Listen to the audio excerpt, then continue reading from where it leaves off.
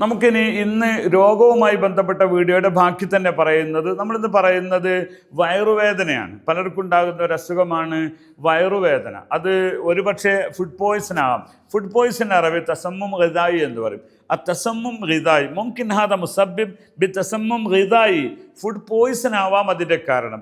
അതുമല്ലെങ്കിൽ എന്താണ് അതിന് മുസ്മിൻ എന്ന് പറയുന്നത് കാലങ്ങളായുള്ള പഴകിയ രോഗത്തിനാണ് മുസ്മിൻ എന്ന് പറയുന്നത്. ആദ മറദ് അൽ മുസ്മിൻ, മറദ് അൽ മുസ്മിൻ. അപ്പം അതുകൊണ്ട് ഈ സാധനത്തിൻ്റെ പേര് നമ്മൾ പറഞ്ഞില്ലല്ലോ, അതിൻ്റെ പേര് രണ്ട് പേര് പറയാം. ഏതായിരുന്നാലും വേദനയ്ക്ക് അറബിയിൽ അലം എന്ന് ഒന്ന് പറയാം. അപ്പം അലം ഫിൽ മഅദ്ദ, അലം ഫിൽ മഅദ്ദ. മഅദ്ദ എന്ന് പറഞ്ഞാൽ കുടൽ എന്നൊക്കെ നമ്മൾ പറയുമോ പഴയ കാലത്ത്, അതല്ലെങ്കിൽ വയറന്നെയാണ്. മഅദ്ദ, സ്റ്റൊമക്കിന് മഅദ്ദ എന്ന് പറയും. പക്ഷേ സാധാരണ നമ്മൾ എഴുത്തിലൊക്കെ ഉണ്ടാകുന്ന ഒരു വാക്ക് ബത്ൻ എന്നാണ്, അലം ഫിൽ ബത്ൻ. പക്ഷെ മഅദ്ദ എന്നാണ് സാധാരണ പറയാറുള്ളത്. അത് എരംകുടലിനും മഅദ്ദ എന്ന് തന്നെയാണ് പറയാം. ഏതായിരുന്നാലും വയറുവേദനൻ്റെ ഇന്ദി അലം ഫിൽ മഅദ്ദ യാ ദുക്തൂർ അതേ പറയാവൂ, അല്ലാണ്ട് ഇന്ദി അലം ഫിൽ ബത്ൻ എന്നതിനേക്കാളും റെഗുലർ യൂസേജ് അതാ.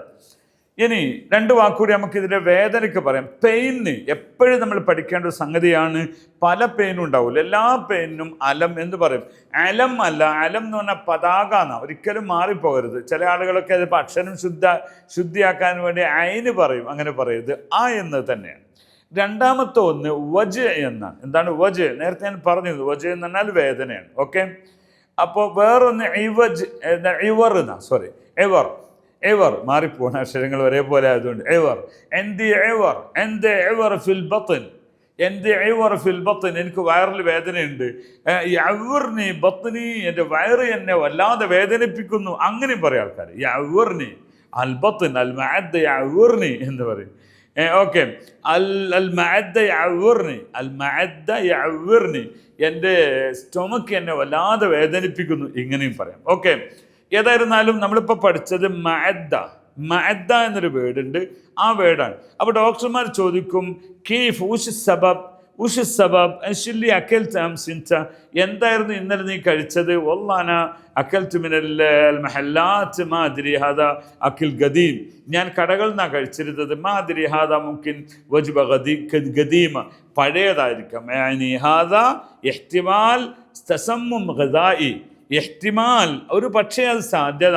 തസമ്മും ഗിദായി എന്നാൽ ഫുഡ് പോയ്സൺ ആണ്, ഭക്ഷണം പിടിക്കാതെ വരുമ്പോൾ ഉണ്ടാകുന്ന ഒരു വയറുവേദന ആയിരിക്കാമെന്ന്. ഓക്കെ, ഏതായിരുന്നാലും നമ്മളത് പഠിച്ചു. അപ്പം നമ്മൾ പഠിച്ചത് എന്താണ്? അലം ഫിൽ മഅദ്ദ, അല്ലെങ്കിൽ ഐവർ ഫിൽ മഅദ്ദ, അതും അല്ലെങ്കിൽ വജ് ഫിൽ മഅദ്ദ. മൂന്ന് വാക്ക് നിങ്ങൾക്ക് ഉപയോഗിക്കാം.